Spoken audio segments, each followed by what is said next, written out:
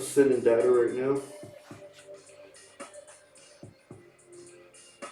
Oh, we're going live. Yep. All right. What's our backdrop? What do you want it to be?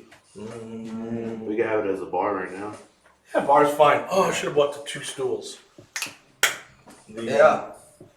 We could use those in our events too. What you call has them. Yeah, I should go. But it's still.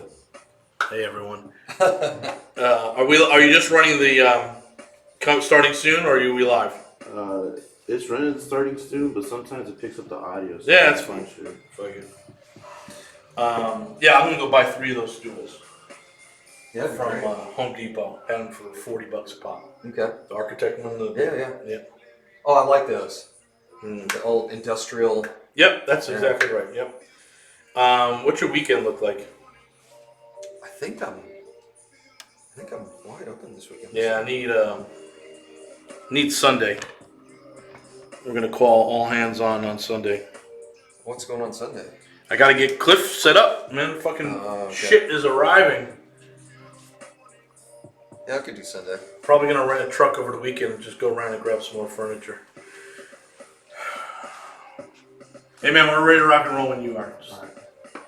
Alright. Backgrounds of bar is fine. Yeah. You can go ahead and transition it right now. You ready? Yep.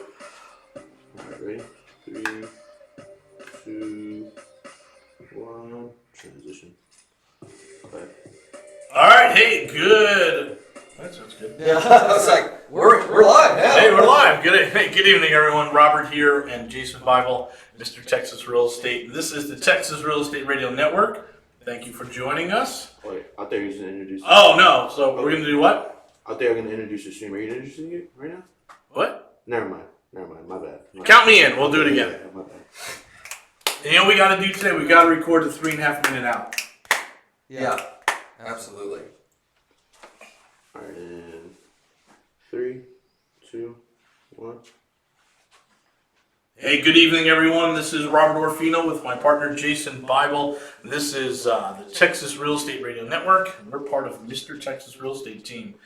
How you doing, Jason? Doing good. Yeah. Coffee's hot today, so you can't complain. Nice. The heater works. Yeah, we actually have conditioned air space. Conditioned space, yep. It's nice. We just raised the taxes on this property. Mm-hmm. An extra 400 feet. Yeah, there you go. So we now, I feel, it's almost like we have a real studio. Like this is going to be a professional thing here. Yes. Still missing a few things, but we'll get there. So, and we got to set up, we just still got to set this up. Still got to buy the furniture over there, yep. Get that going. And then the second camera. Yep, we're getting there. So, welcome to the show, folks. Today we're going to talk about private lenders. Yeah.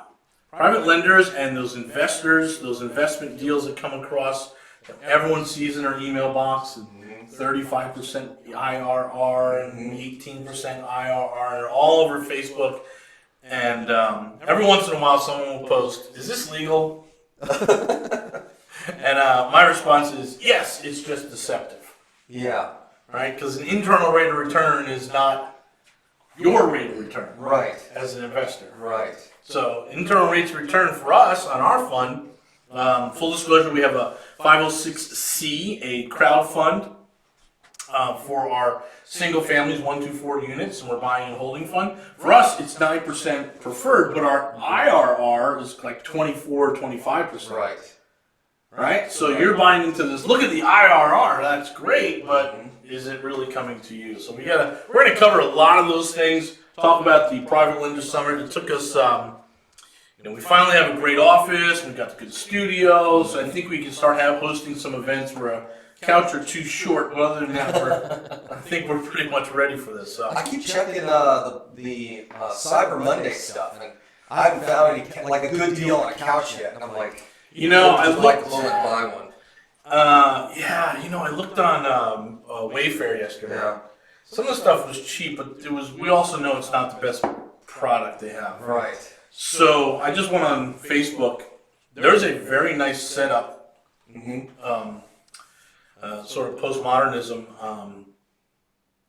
lounge, coffee table, end tables, area rug, and 2 chairs. I was like, that's probably something we should buy. And I think it was like $600. Yeah. To get it all in, and then we can just build out from there. We do have the TV coming. Ooh, Yeah, excellent. the TV mount, and the guys are going to bring this stuff by. So anyway, we're talking about our new office and our new studio here. We're very excited about being in here, and we're going to invite people in. We're going to do a thing called the Private Lender Summit, which we did last year, and I thought it was great. It was really people who were focused on moving their dollars, and then every event someone showed up who was hawking something. Yeah. Like the one guy with the syndication deal that was just bad. Yeah. He'd show up at all events. We'd have to politely ask him to leave, that type of thing. And people, I always feel a little bad. Like, am I going to make a scene here? Mm-hmm. But then I'm from Jersey, so I don't really care. And then I get up and I kick people out. And then at the end of the night, people are like, "Hey, thanks for getting rid of that guy." Yeah. I'm like, "Oh, okay." So I wasn't the only one that was like, No. not liking that guy, right? No, it was a bad feeling, and it turned out the dude is. It's all. I understand where he's at. Mm-hmm. Like, I totally get how he got there, but it ain't a good place. No. It's not a good place. So, well, you did the Private Lender Summit for years, right? Yeah, for about 2 years. So we would send out an email just to. We worked with Quest Trust, and at the time it was Texas American Title Patent Law Firm. Right? Yep. Now it's Patent Title Company, and a handful of other folks basically said, "Hey, look. We're going to put on a private lender summit, and it's just for lenders. Yes. It's not for a place to find money, Right. to raise money. No. Let's get all the lenders in the room, and let's discuss lender issues." Yes. And so we started doing that. It was wildly successful, Mm-hmm. and we really would filter people up front and say, "Hey, look, I mean, you looking for money? Yeah, right. What's the deal?" And The so contractor was like, "Oh, I have 25,000 to it." I'm like, "That's not. This is not." We're looking for the folks that are, at or near retirement. They're putting a substantial amount of capital out in the marketplace, whether they're doing private lending or they're putting it into a fund or they're doing, real estate deals, that sort of thing, partnerships, JVs, and that sort of thing. So really the idea was, let's talk about those issues unique to private lenders. And it's fantastic. So we're going to end up bringing that back here in 2020. Yeah, and we'll probably do it right here at the office. Mm-hmm. So that'll be good. And we're excited to have some folks on. Now, there is a little vetting process. We do have a application, if you will. Yeah. Some people lie, or some people leave and omit some things on there, and you don't get invited. Yeah. It's really that simple. If you guys are interested in learning more about the Private Lender Summit, go ahead and text us at 281-401-9008, and you're just going to text the letters PLS. Mm-hmm. 281-401-9008, letters PLS, that's Private Lender Summit. We do that probably every other month or so. And then what we're going to do here for the rest of our segments coming up here is we're going to talk about those issues that we have seen in the last 30 days. Yeah. The stuff that, I don't know what to say, it's alarming. It's just, maybe there's a little professional jealousy because we do have a fund, we have a syndication coming up, and we're too straightforward, I think, sometimes. Yeah. And I think we've gotten that feedback from people who said, yeah, you got to gussy this up a little bit more, right? Yeah, you gotta make it a little more sexy. You got to make it a little more sexy. It's like, here it is. I mean, we got the properties. That's Here's an ugly piece of junk, right? and we're gonna take the capital and we're gonna turn it into something really beautiful. Yes. And And they're it's like like, cash flow like mad. that's right. And they're like, well, what? That's the whole pitch. I'm like, that's the whole pitch. Here's the Excel spreadsheet. Right. Where's the swimming pool and the cabana and the Yeah. clubhouse? Like, no, that's not.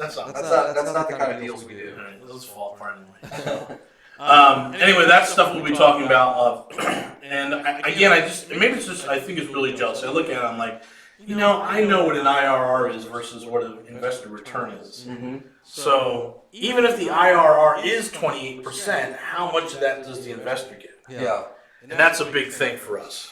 The way I kind of look at it is this way. There's really only two things that matter to me in real estate when you really get down to it. And one is, I still got an echo, huh? Yeah. And one of those things is what's the cash on cash return, and then what's my anticipated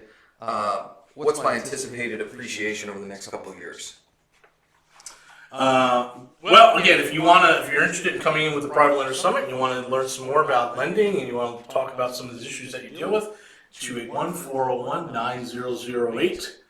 Just text PLS 281-401-9008 PLS, and it's a pretty harmless room.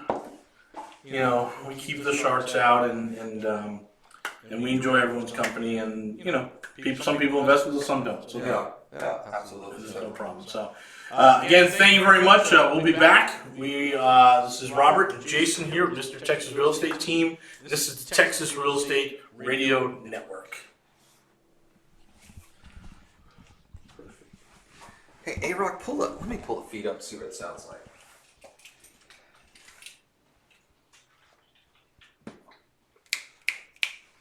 She's saying we have an Jason's echo.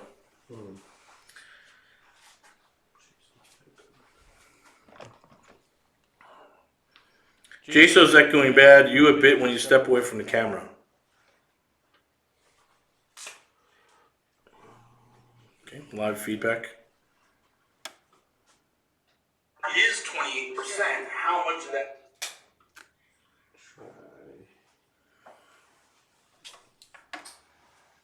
Is the audio off on the camera? I don't know. That's the thing. I've been trying to figure that out for the longest. I've been trying to figure out just how to adjust the audio period through this. Huh. But for some reason, it won't come up to the camera. Because the only audio that I'm getting actually through the program is just the Behringer mixer. It's picking me up. You know what's funny is It's picking you up twice. That's what I think, right? You know what? How about this? Let's cut the mics.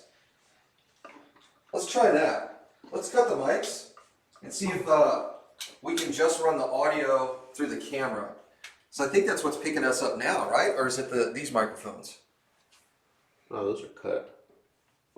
But what I can do is just bring the mixer down on the actual stream itself. Okay. So let's see if that works.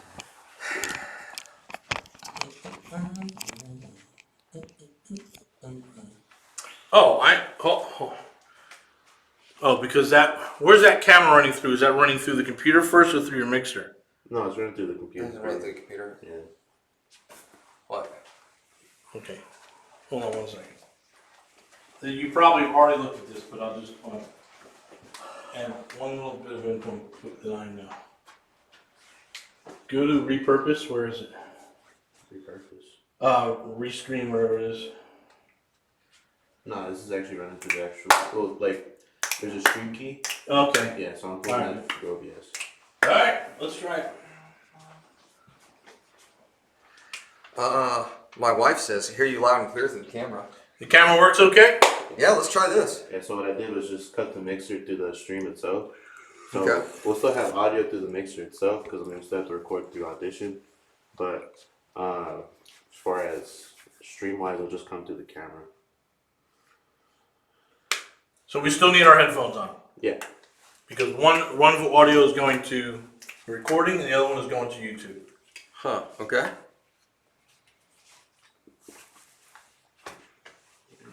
Check. Alright, what's the next segment? Capital stack.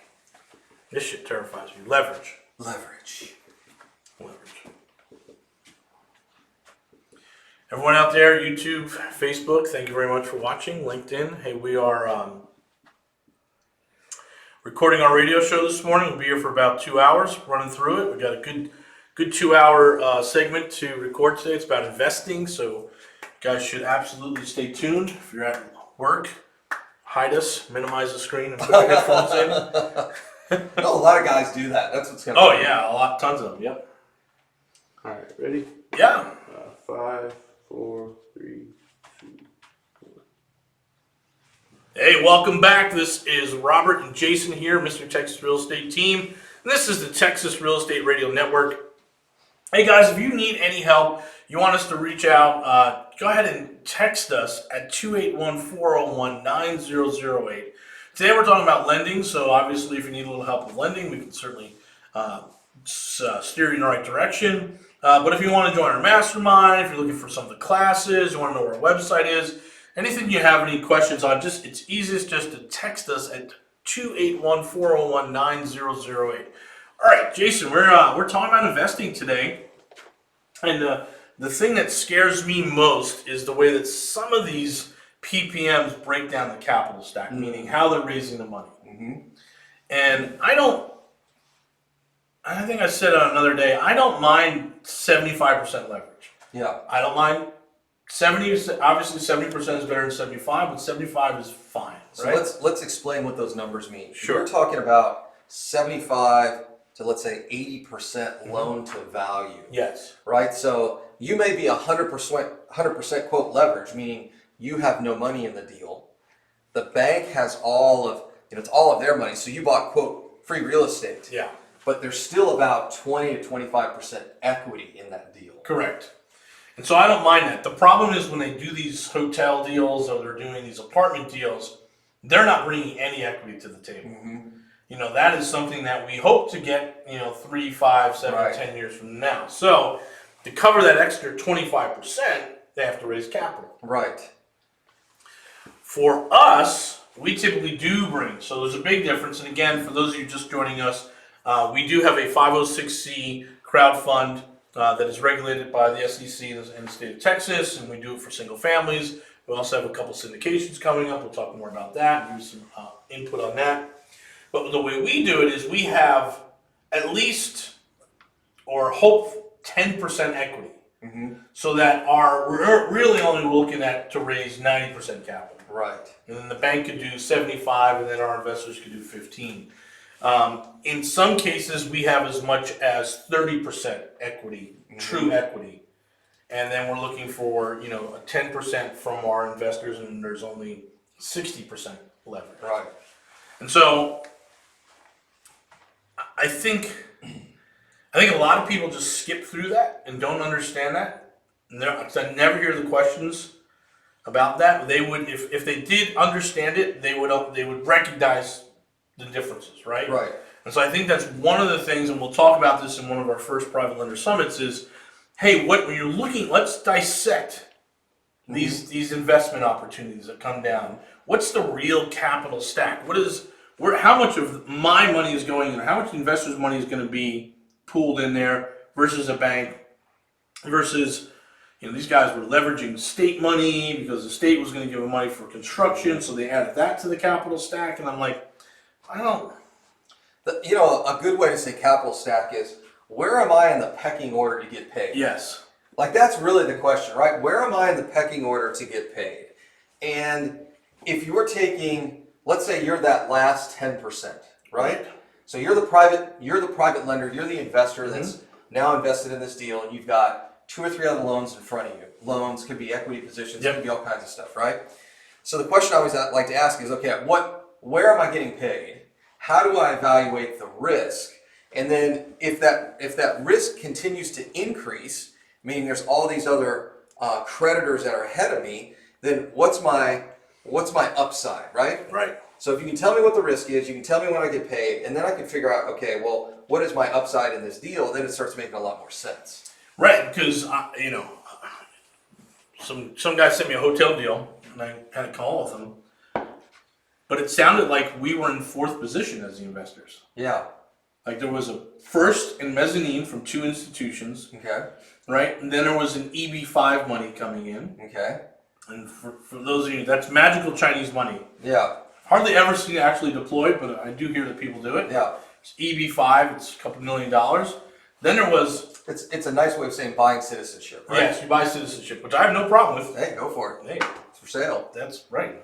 So, and then there was this tax break that they kind of added to it, which I'm not sure rebates are real capital in. Right. So that bothered me a little bit. Yeah. And they're like, we only need to raise 10%.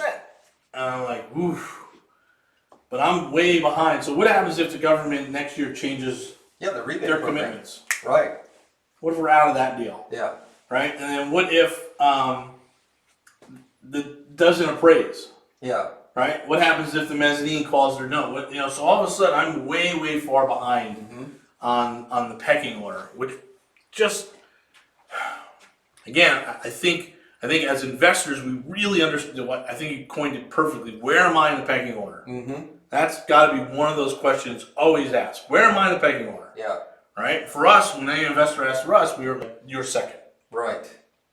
You know, where am I in the pecking order is a twofold question. It's when do I get paid when things go well, and when things don't go well, then who's the first one out or who's the last one out? Yeah. And typically the bank is the one that's the last one out, right?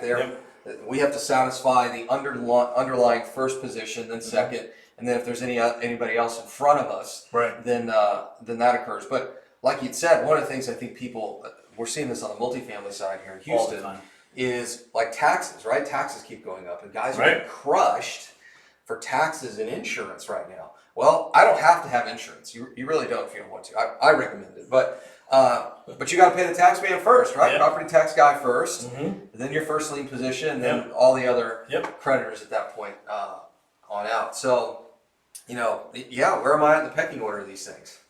And it gets, again, it can be,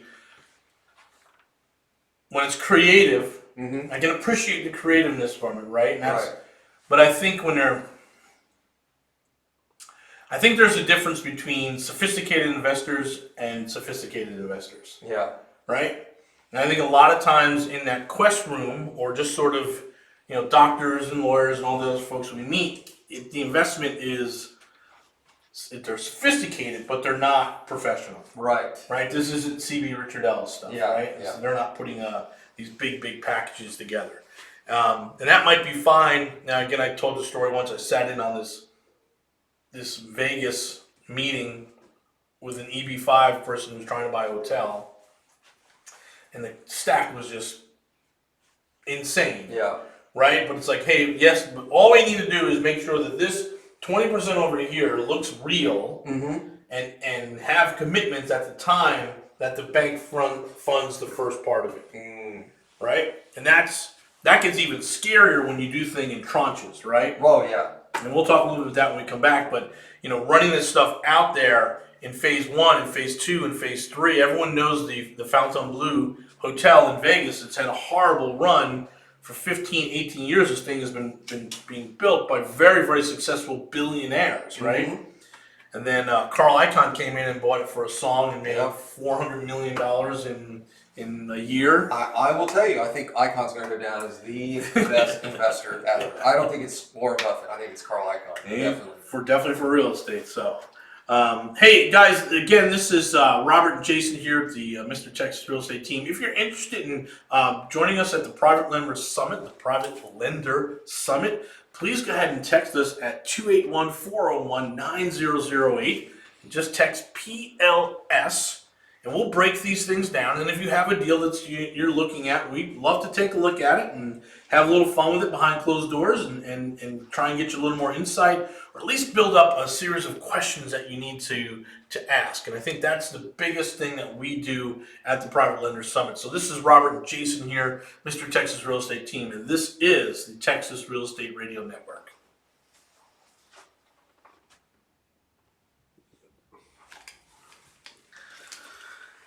That's what I want to do. I want to be able to take someone's, hey, I got this. Yeah. Let's rip it up. Yeah, let's take a look at Put it up on the wall. Let's look at it. Yeah. Oh, it sucks.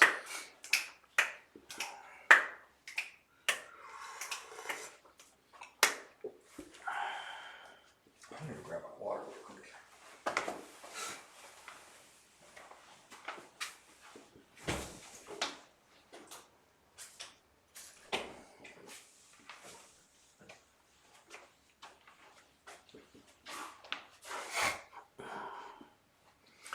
Hey guys, Robert here. We are recording some of our radio shows, so just hang out with us. This is we're in between our breaks and resetting up for another 9-minute segment. Did you do the first one at 8 minutes and 34 or whatever it was? Yeah. Good. Okay, we'll get that one going. We're just going to investing and sort of all the trials and tribulations and things that all the French words and acronyms that people run up against when they do interesting and new things. We're going to talk about the apartment numbers next.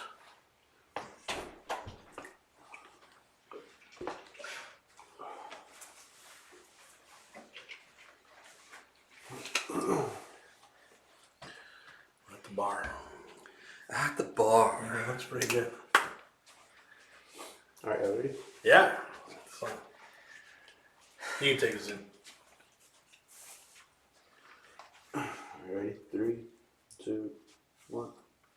All right, welcome back, folks. Jason Bible, Robert Orfino, Texas Real Estate Radio Network. What are we talking about today, Rob? We're talking about investors, right? More so than private lenders, just investors, right? Mm-hmm. So we want to make sure, because there's a lot of stuff floating around. We get it all the time. Sometimes I have to take a breath and realize that all the algorithms work out there. Mm-hmm. So it's not that I'm seeing more and more bad deals. Like there's a whole, there's just, it's not that there's any more than there was last year.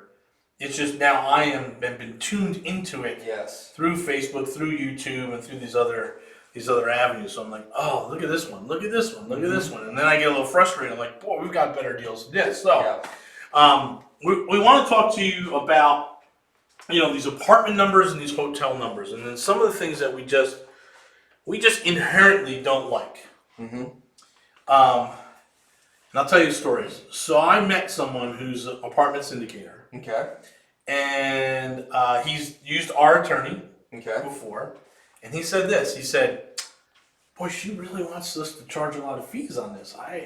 He was going through like, hey, she told me to add this, and this. And I'm like, but she is telling you is the marketplace. That's right. She's not telling you to make 10 times more than anyone else. She's telling you exactly what these guys who stand on stage and do other radio shows make. That's right. Right? And so we're like, very interesting. Mm-hmm. And so when we come up against it, we're like, no, we don't want to do that. We don't want to do that. That's too much. We want to keep it to. Basically, what she's saying is, hey, could be up to 7%. So the syndicator or lead or deal Whatever sponsor, they are, whatever sponsor. they call that person that puts the deal together, will typically take about what ends up being about 7% of the get up deal. to 7%, yeah. Sometimes more, but 7% is kind of the marketplace. So we're looking at a deal right now, $15 million deal. Right. So depending on how you structure it, you could get paid 7% up front for doing the deal. For doing the deal. Yeah. That's a great deal. Of course you want to do those apartment That's deals, right? Because everyone wants $1 million. That's $1,050,000. Yeah. Which is absolutely too much. Yeah. Absolutely. Can't pay $1 million to. I don't know if I have a bad mindset and I still have a small. I'm like, why would anyone pay us $1 million to put together a 9 or 10% deal? Well, and here's the other problem. How is that money treated from a tax standpoint? Sure. I'd rather have that $1 million in equity in the deal, right? Yeah, you can pay me $1 million, but leave my $1 million in the deal. That makes a lot more sense. And then, we can do a pro rata share on cash flow and all that other stuff. So it doesn't make sense. I've never understood the fiat to death scenario. That's never really made a lot of sense to me. I think once you get over $5 million, in my head, a rule of thumb is it's going to cost me 1%, like the logistics. At $5 million, there's going to be $50,000 in appraisals, scope of work, getting all that stuff. And then there might be some soft costs that we have to do, some architects, some engineers, some civil engineers that are what's wrong with the property, how do we make it better? Is this city's got a little note on their file, hey, this doesn't drain as well as it should. Right. So you got to get another engineer. So maybe you're at 1.5% on that $5 million. You're going to be sitting at $75,000 to make sure that you've done your due diligence, right? And then you probably have another 1% in the legal docs, the accounting docs, and the marketing. Right, the legal docs aren't going to charge you more than maybe $25,000, and having a good accountant come look it over is going to be $10,000, right? But the other $40,000 is marketing. Yep. Right? You're gonna do the dinners. You're gonna invite all your friends over. You're gonna website and the pro formas and booklets and all that stuff. So you're gonna have to put some serious money into that. So now we're at 2%. And then I don't think it's outrageous that all the sponsors involved get another 2%. So I think 4% is fine. Then when we start talking about $10 million, I'd be like, I could never see us charging more than 3%. It's going to be $100,000 for the due diligence. It's going to be $100,000 for legal, accounting, and marketing, and then the sponsor should make $100,000. That's enough. Yeah. Now, how much more do you need? The money's not to be made in putting the deal together. It's operating the deal, right? It's that's where you should make your money, being the turnaround specialist for these deals, not simply just putting the deal together. And that's another question that these private investors, these investors and private lenders need to ask. How much, when someone says, hey, I made $300,000 off this last apartment deal, well, how much of that was because you were part of the sponsorship team, and how much of that actually came out of the deal itself? Right? And start asking those questions, because there's a lot of people up there saying, hey, apartments are the way to go. Last deal I made $150,000. And it sounds like I bought this hotel and I flipped this hotel, right? Right. But it's not. It's like, hey, I raised $1 million and I took 150 of it. That's right. Which is very interesting, because that's exactly how some of these unscrupulous Wall Street guys worked. They would pay finder's fees. Oh, yeah. And they would take 10, 15, 20% right off the top. And then they would be invested in, if they get a check, and then they can also invest in the deal, right? There's a lot of guys that did that. Yes.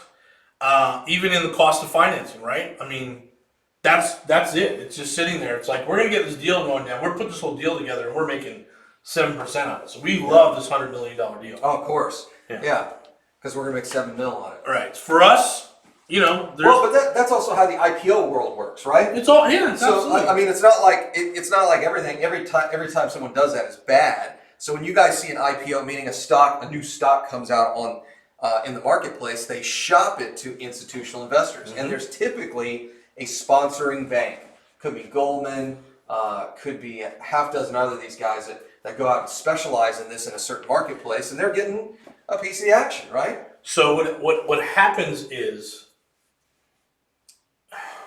it's greed. There's no other word for it. It's greed and fear, right? It drives the economy.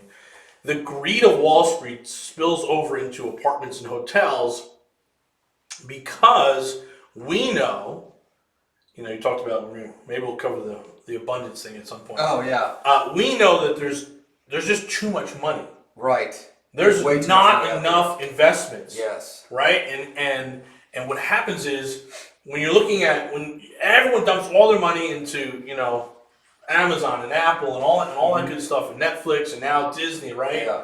Pumping all your money in there, and you're looking at, boy, how much investors' money is versus, it's a 25x, over the actual value of the company. People freak out a little bit, or people just keep dumping it, and then they see, hey, I'm only getting a 6% return. Yeah. They come to real estate, same thing.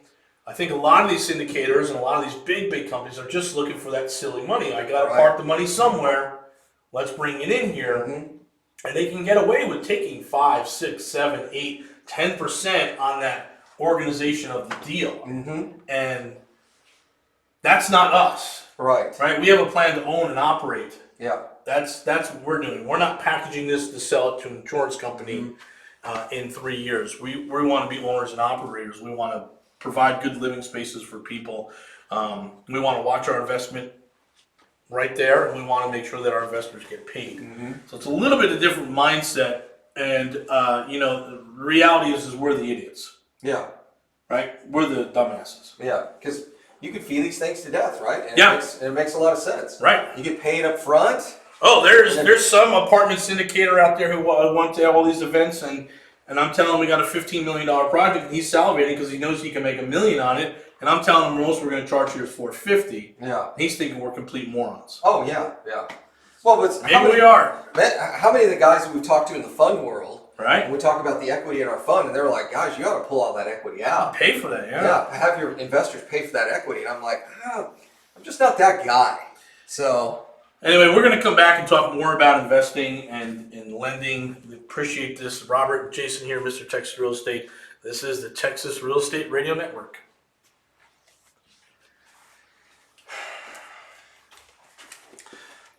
Yeah, I'm sure that's what the apartment queen is going to come down here and tell us, that we're off the air. No, I mean we're fucking morons. It'll be interesting because she's bringing her. We were texting and chatting yesterday, and it'll be interesting when she brings her stuff down. I'm kind of curious how she wants to structure the deal.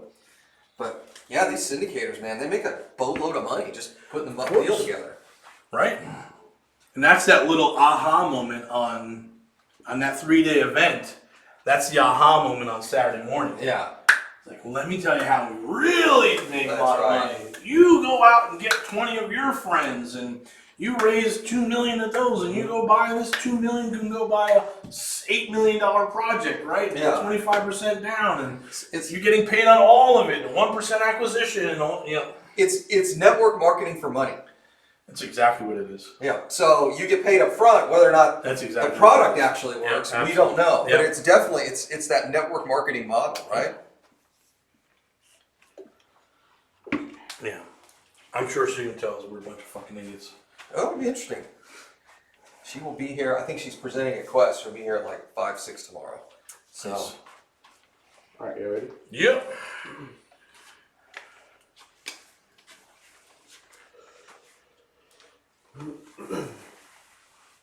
All right, ready in 3, 2, 1. Welcome back to the Texas Real Estate Radio Network. This is Jason Bible and Robert Orfino. And today we're talking about money. Yes, how we're complete idiots with it. We're not charging people enough. Yeah, we're not charging people enough. I think that's the big problem. Oh well. Because when we look at these other syndicators and these other funds out there, and we're seeing all this, like even on the regular fund, we max our fees at something like 4%. Yeah. Right? And then there's overhead for the managers and all that stuff, but still, and then we're in last position to get paid on any of this stuff. And we pencil out that we're going to make about 5% on our fund. Mm-hmm. Right? And our investors, we have 9% preferred, right? And so, but we look at these syndicators and the syndication deals, and we're like, hey, that guy made $1 million. Yeah. That guy made $230,000 for raising $3 million. That's right. All right? And I'm like, wow, we don't even take anything when we raise the $3 million. That's right.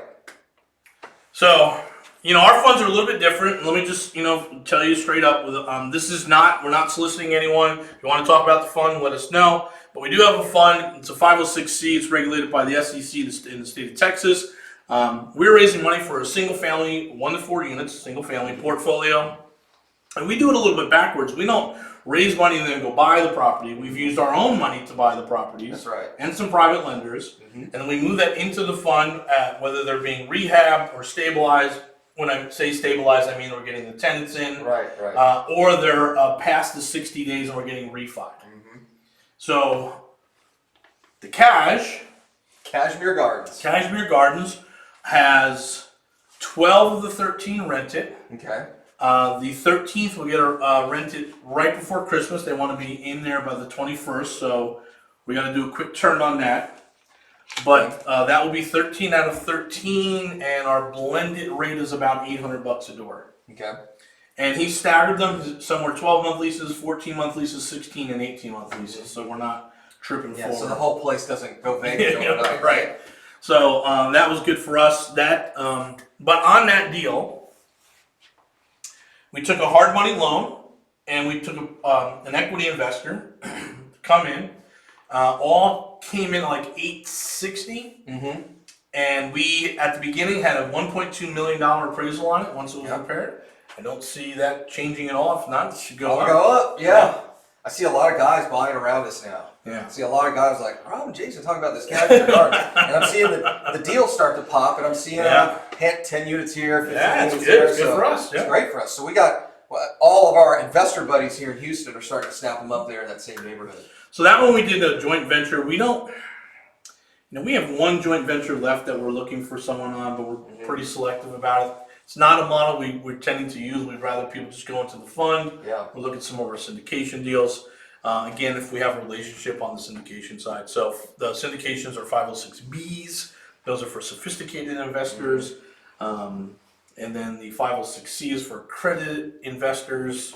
Accredited investors are individuals who make $200,000 a year, households that make $300,000 a year, or have $1 million in assets, not including their personal residence. Mm-hmm. So I think we covered everything that the lawyer tells us. Yeah, that's right. That's right. So anyway, in our funds, we definitely have some income.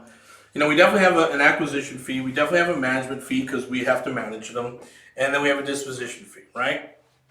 But people aren't giving us. We've got to get better at the communication of making sure that people understand it's apples to apples. Right. right? And so we'll talk about this mysterious thing called UBIT in a little bit, which is a mystery to almost everyone except like 4 people in this country. So anyway, there's like 5 guys who know how big the universe actually is. There's 5 guys who know the truth about UFOs, and there's 5 guys who know UBIT. Yeah. But for us, we're looking at it, it's like, hey, how do we just avoid it? Okay, so we avoided UBIT on one fund. 100%, no problem. Everyone can feel free to get in there. But then when people compare a fund that's going to hit them with that 37%, 57% tax versus ours, it's not apples to apples. Right? It's very much oranges to oranges. And it's like, well, there's a kicker here. It's like, yeah, the kicker is you're going to be paying a lot of money because they did a lot of leverage on it. Right? And so for us, again, our stuff isn't sexy. It's 9% preferred. That's, for most people, understand that's a good number.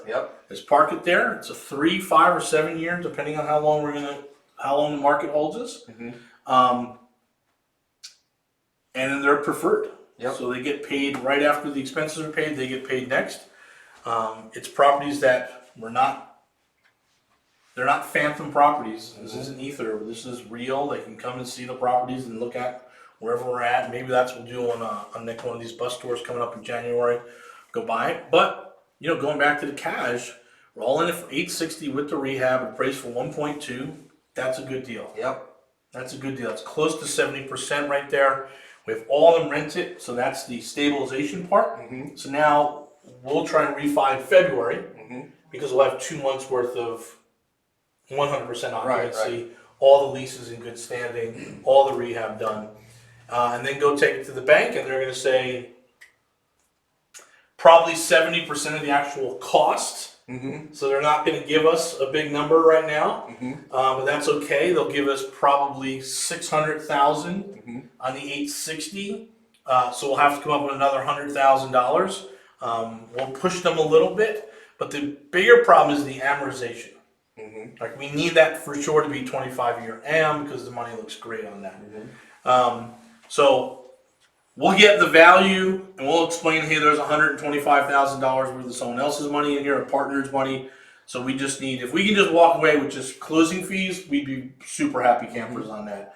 That would be $30,000, $40,000 out of our pocket. That generates $2,000 a month. So those are the deals that we do on the apartment side. Those are the small apartments, and what we're going to start doing for those is doing package syndications for them. And something we phrased as liquid syndication. It's a bad club from the 90s. Yes. It's liquid syndication.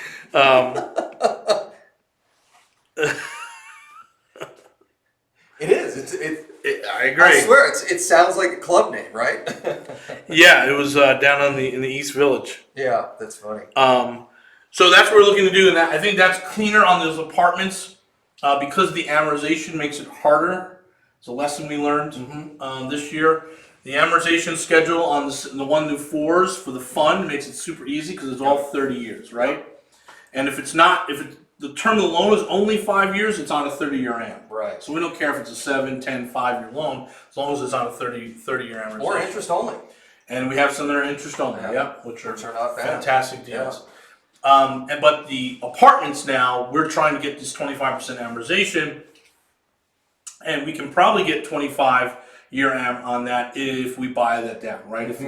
If they're lending us $700,000 on a 1.2, there's no problem getting 25 years. Oh yeah, absolutely. If they're gonna go, we're asking for $900,000, then it's probably gonna be 20-year. Yeah, right? Interesting. So there's just that role of the underwriter, right? So. And what's the role of the underwriter, kids? Not to give you the money. Not to give you the money. Right. It technically it's to protect the assets, and the easiest way to protect the assets is hard to lose money if you never put it in play. If you never put it in play, right? That's right. You'll never lose money. Now you're not gonna make any money, but you'll That's right. You'll That's never right. lose money.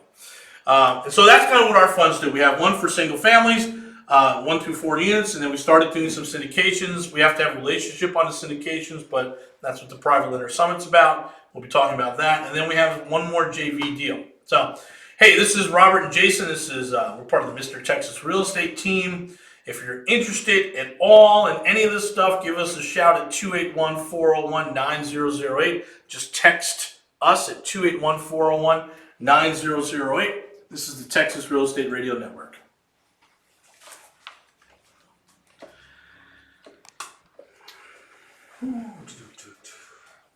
What is that? Number 3? No, that's 4. That's 4.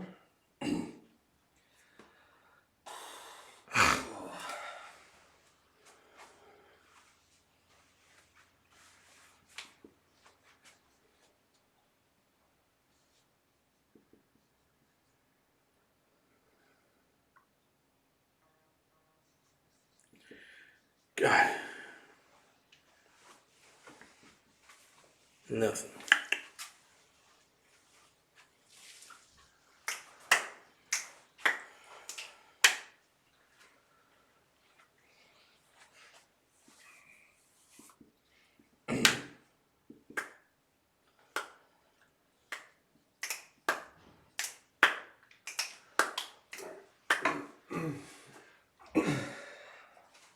You ready? Yeah.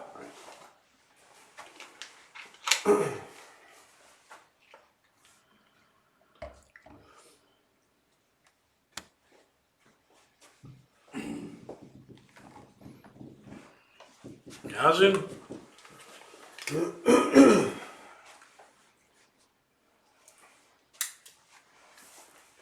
Alright, going back on in 3, 2, 1. Hey, this is Robert and Jason here, Mr. Texas Real Estate. This is the Texas Real Estate Radio Network. We're talking about investing tonight, but I'm going to take a little break. Did you watch the newest Mandalorian? I did. I wasn't. It was Really? Okay. The little village thing? So, there's a guy. So, everyone who doesn't know what the Mandalorian is, it's a TV show on Star Wars. It's a Star Wars TV show on Disney Plus. So, it's a streaming network. And we absolutely love it. So, yeah, I liked it because I think we're getting a picture of what the whole galaxy looks like after. So this is after the fall at Jakku. Okay. So basically, the Empire is destroyed. So Luke goes and kills the Emperor, and Darth Vader dies, and there's a real lack of leadership at the top. The Grand Moffs go ahead and organize one last push, and they go back to Jakku to attack, and they lose. And the big starship hits the planet, and then we see that's the planet that Rey is on. Yes. When she's scavenging, so that's where she's at. But it's over. It's been 5 years. The Republic's trying to build up themselves in the inner. It's still a mess. Yeah, right. In the outer rim, it's a joke. And then there's all these little warlords, right? And so some have got a lot of resources, some don't. Some are just picking on the weak, like we saw there. That's where it is in Star Wars, but they're very, very clever in that this is just a samurai story. Yeah. Right? It's a Western, but it's really a samurai story, Right. right? And so it's just the guy online said, this is this movie right here. It's also the Magnificent Seven. It's been done many, many times, right? The heroes come, they protect the weaklings. That's right, yeah. It's what was it, High Plains Drifter, right? Clint Eastwood, he paints the town red and then gets everyone armed. And so it's been done many, many, many, many times. But no Force, right? We want to see Yoda do the Force, and that's the little baby Yoda, as we're calling him. So, how are the kids liking it? They didn't watch that one. We were out for Thanksgiving. Kids were in bed. We were over at Sarah's cousin's house, and then we watched it. So the youngest one, it's too slow for him. Like, he's not getting it. The oldest one's like, okay, this is kind of cool. So it's a lot more. It's a lot more adult. Like when and I think I explained this in a previous episode. Like when he Mozambique that dude. Yeah, I mean, and that was pretty sweet. And he shoots a guy in the head when he's on the ground. I mean, I was like, all right, this would be a pretty good series. So I wasn't buying the whole, like, you know, he might want to stay and get in a relationship with this girl. And all. I'm like, I don't buy that for a second. So I thought good point. Yeah, it's a little soon for that. I'm just waiting to see his face. Well, I mean, you just Google it. I know, but I'm like, when's the reveal, right? When does he do it, right?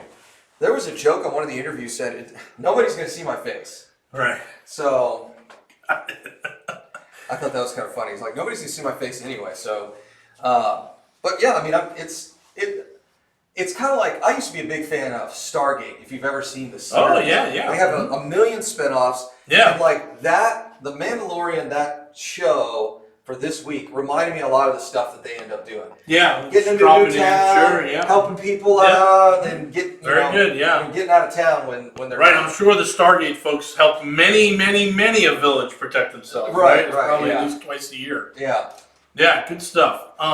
Still loving the scenery, still loving the technology in it. I'm just happy that it's in that Star Wars universe. And I think we got December 20th coming up here. Rise of the Skywalker. We already got tickets. Is there really? Yeah. I didn't get them yet. It's turning into a Christmas tradition like everybody across Star the country, Wars, right? very good. Star Wars Christmas. So we've got a movie theater down the street. It's kind of like the one that we went to the other night, right? It's got you can get food and all that other stuff. So we've already got our tickets for the 20th. I think we're gonna go see it the day it comes out, but I can't. I'm gonna wait a little bit, but I'm definitely gonna see it over that Christmas break. Yeah, for sure. We'll go. We're old people, so we go in the morning.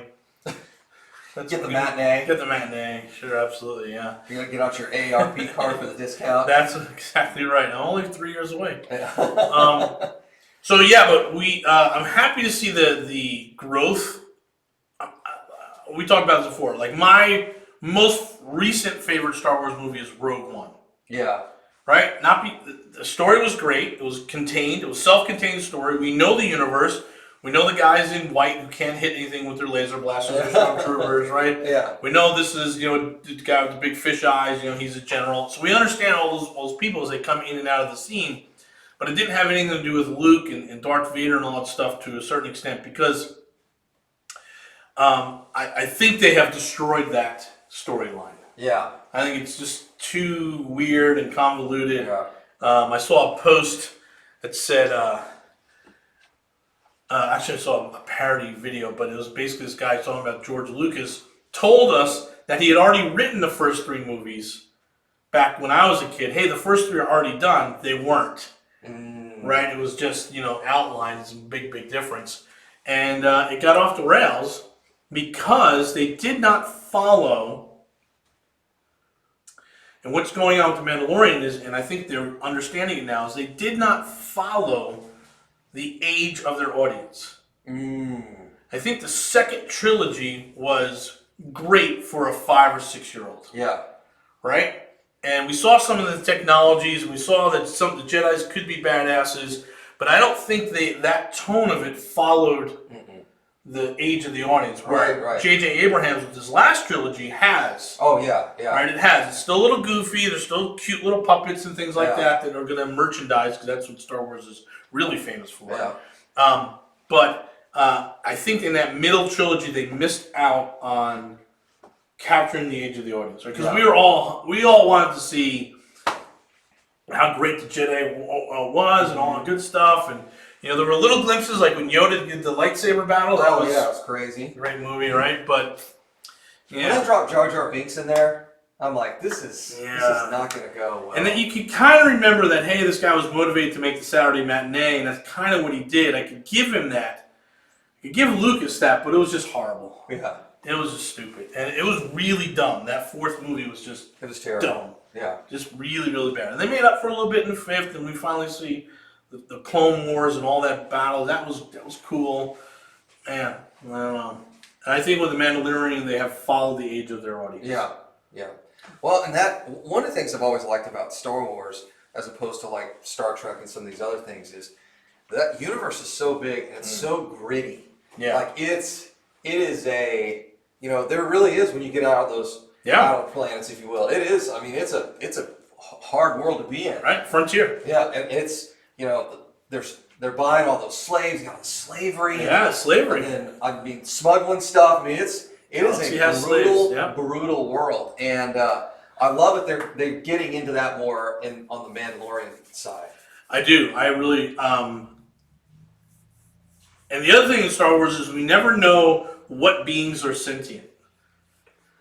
Like, is this little thing hopping down the road, is he aware of who he is, right? So does he have a life, or do we just put him on a spit and roast him and eat him? Yeah. Like the little, like Chewbacca was eating the birds. Yeah. Are they self-aware? Yeah. Because, that's kind of messed up. They're self-aware and understand who they are in relationship to the whole food chain, and you think and use tools, and maybe Chewbacca shouldn't be eating these little beings, right? Yeah. So anyway, that was our little Star Wars segment. We love the Mandalorian. I'll tell you what's coming out on Christmas it's dropping all at once on Amazon is The Witcher. Okay. And I would highly recommend you guys watching The Witcher. It's a fantasy one, but it is fantastic. And maybe we'll have a couple of segments based on The Witcher. Hey, this is Robert and Jason. This is the Texas Real Estate Radio Network. We will be back.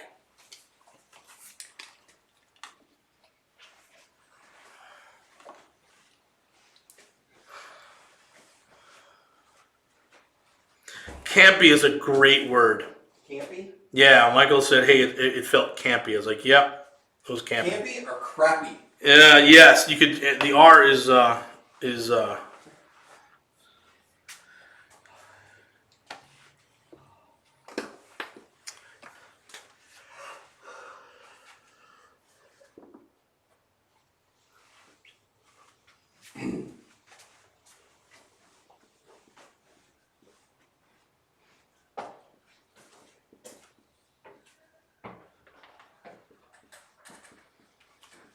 How we doing, man? I'm good. How many is that? That was that was just the 5th one, I think. 5th? Wow, we're moving. Let me double check. We did the intro. We did the capital stack. Yeah, that was the 5th one. Ours. Star Wars. Great.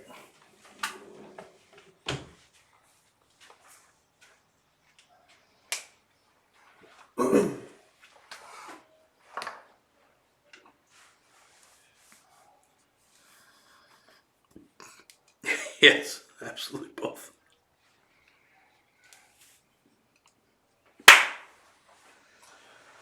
All right, next Tuesday, it's going to be a long day, okay? Okay. Because we have our first influencer coming in, and he's going to record. We're trying to get him to record 2 weeks.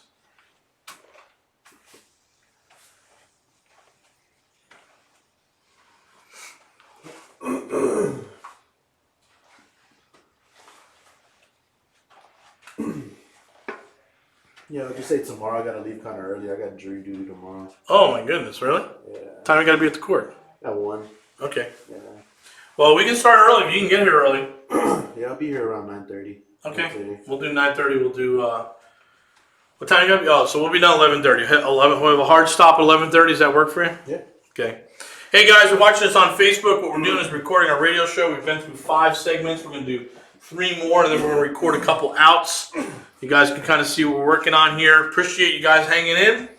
We're going to get back to investor stuff coming up right away here. So we are ready to roll when you're ready to roll, Alex. I'm ready.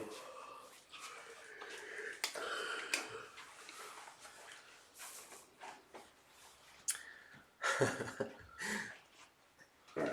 That's right. Going live in 3, 2, 1. Hey, welcome back, everyone. This is Robert Orfino with my partner, Jason Bible. We're part of Mr. Texas Real Estate Team. And this is the Texas Real Estate Radio Network. We're going to talk a little bit more about investing today, investing and lending. We talked about, in some other segments, we've talked about all these, the capital stack and understanding kind of what's the differences. And let's get into that fuzzy math, as our great president used to describe it, right? Yeah. That fuzzy math, the internal rate of return versus a preferred return versus a potential waterfall versus, equity splits. There's all this math that can make it confusing and intentionally so. I think it's done intentionally, yeah. So what are some of the things you're seeing as far as So, like, we're looking at this deal right now, and a $15 million deal. We think the cash-on-cash return is going to be close to 10%. Right. You run the IRR, I'm going to say the IRR is at 16. Let me see, I can pull up, she's probably got. So what's the breakdown on that? We're going to raise 20% on it? 25%? What's the capital stack look like? We're going to have to raise, well, it comes out to like 28%, right? You're going to raise about 30%. Yeah, so you got to put 30% down. And I mean, but the way I look at this is, it's no different than a single family house. Yeah. It's just got more zeros at the end of it, right? Instead of a $150,000 house, a lot more it's a toilets. a lot more toilets. It's a $15 million deal. And so, for me, I don't see the financing being that different. No, I get And I think, to your point, people try and make things more difficult than they really are, right? Yes.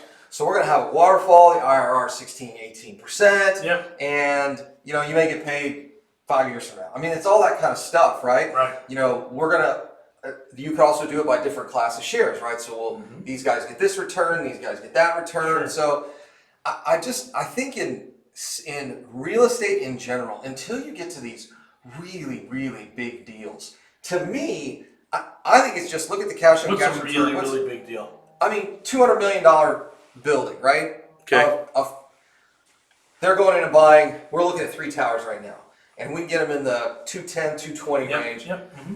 I mean, the financing for that is a little bit different, right? You also want to employ some hedging strategies, so you may go out to the derivatives market and buy options. I mean, there's all kinds of that stuff, but and it gets relatively complex because the exposure is so large. Yeah. Versus buying a little $15 million apartment complex. Like it doesn't have to be that difficult. But I'm seeing all kinds of crazy stuff where it's we're projecting 10% year-over-year rent increases and that's I love that.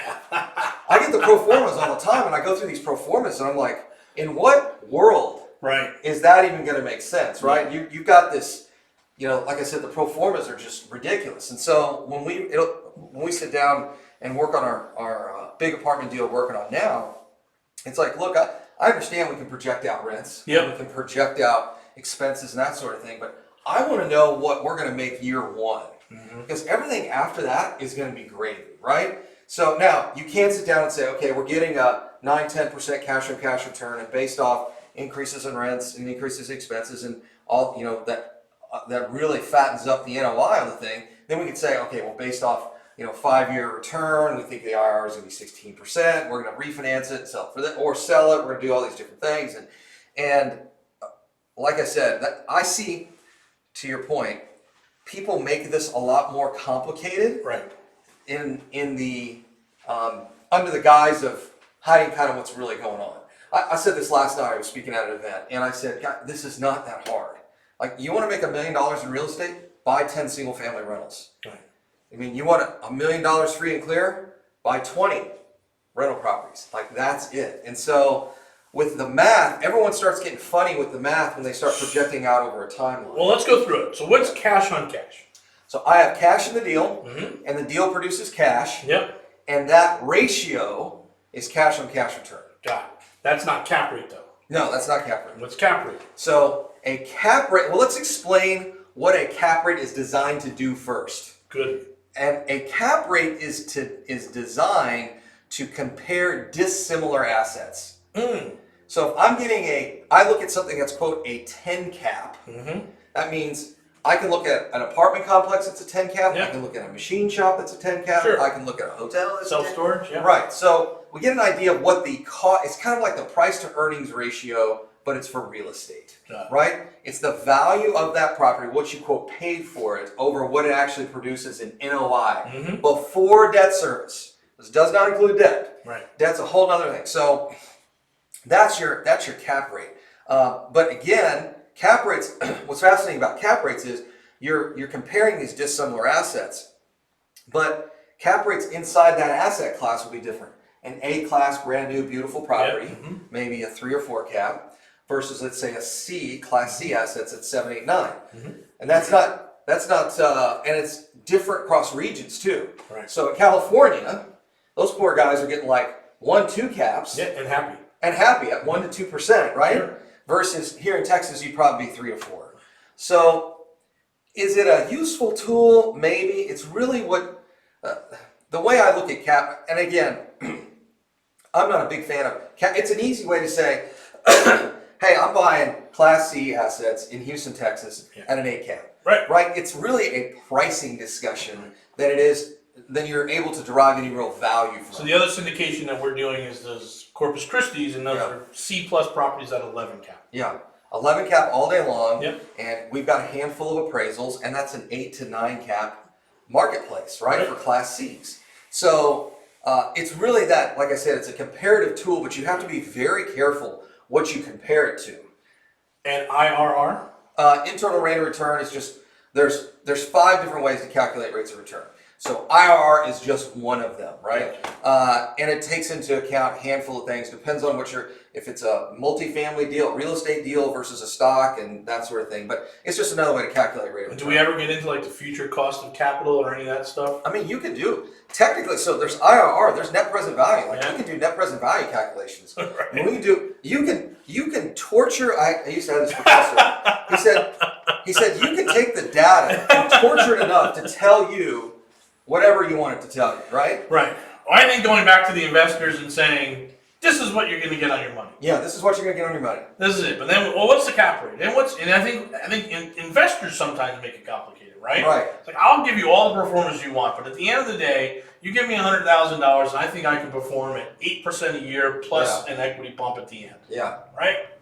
Yeah. You can give me $100,000. We'll make you 8% on your money. Right. It's that simple, right? And how then the question should then be, well, how are you guys going to do that? Yes. And that's when we sit down and say, okay, this is what the actual business looks like. Right. One of the things I'm always concerned with investors is they will spend an inordinate amount of time discussing the cap stack and the capital structure. Should we do this? And we're going to do this mezzanine. And it's like, well, all that stuff's great, provided what happens? The deal sponsor, the person who's doing the deal, can perform. Right. And we're looking at a handful of deals right now where the syndicator, lead, sponsor, whatever you call didn't perform, and it completely fell apart. Right. So you should spend 90% of your time doing the due diligence on the actual asset, and yeah, you should absolutely do your due diligence on how are we going to build this. How is the capital stack built? But you got to spend most of your time on that deal, and can that person perform on that particular deal? You got an interesting look on your face here. I thought about, instead of buying the property, we just buy the deal and keep as investors in, but then we're going to have all that clawback for all the things that went wrong that we find during our due diligence. So no, you don't want to be exposed that way. What do you? I'll explain in the break. Hey, Okay. This is Robert and Jason here at Mr. Texas Real Estate. If you want to reach out to us, it's 281-401-9008. Yes, we're getting into big apartments. Yes, we have syndication deals. Yes, we have a fund. Go ahead and reach out to us. We'll be back. My thought was this guy raised the money to buy it already. He bought it 2 years ago or so, right? Yeah. And why don't we just keep all his investors in Oh, that's funny. Yeah. and just take the deal? Yeah. And whatever deficiency it is Yeah. what we'll have to raise and make him whole, right? That's interesting. Because it's still so fresh, and they've got to be freaking out if he's, what is he at, 70% occupancy? He's at 90, No, he's at 90. but We got to go back in and fix fucking yeah, we got to fix everything. Right? 100% of the units. Yeah. I think that's when we walk through there tomorrow, not tomorrow, Thursday, Yeah. I think that's what we're going to find. I think we get there, I think it's the exteriors. So the broker's already told me, he said, look, they didn't even finish the outside of this thing. It still needs exterior repairs. Yeesh. It needs I think it's $2 million. Probably. $2 to $3 million in rehab. So, and it's not an institution. It's a kind of a mom and pop investment shop like a lot of us, right? And I just think they couldn't get the rehab done. It's not a deal like Like every other problem. like Like every other flipping used to. yeah. Get killed.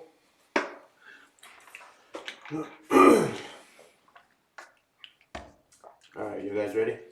Yeah, let's keep going on that IRR stuff because I don't think we really explored them up, but the fuzzy math stuff. Alright, going live in 3, 2, 1. Hey everyone, Robert here with Jason, my partner. This is the Mr. Texas Real Estate team. This is the Texas Real Estate Radio Network. Guys, we get together many times a month. We have classes, we have meetings, we have little workshops. We have a pretty solid end of the month 2-day event that we're going to be doing 8 out of the 12 months in 2020. We'd love to have you there if you're interested in any of this stuff, and we provide good content so you can imagine what a day is like with us, like drinking from the fire hose. Just reach out to us at 281-401-9008 and just text us the word events. And we're going to go ahead and shoot you a list of everything that we might be interested in. We've got Airbnb online. We've got the foundation class coming up. We've got landlord workshop, loan doc workshop, bus tour coming up in the next 6 weeks. So Foundations. Foundation's going to be You guys want exciting class. Yeah. Real estate 101. I'm teaching a 2-day real estate 101 class. But we're not talking 101 like, how to wholesale a deal. We're talking like 101 like we're talking about now. Like, hey, you got to understand the value of money. You got to understand it's just real. I would say this is not for. It's. Let's think a better way to describe this foundations class, because we definitely want to get people in. We want them to feel comfortable, but it's going to be for someone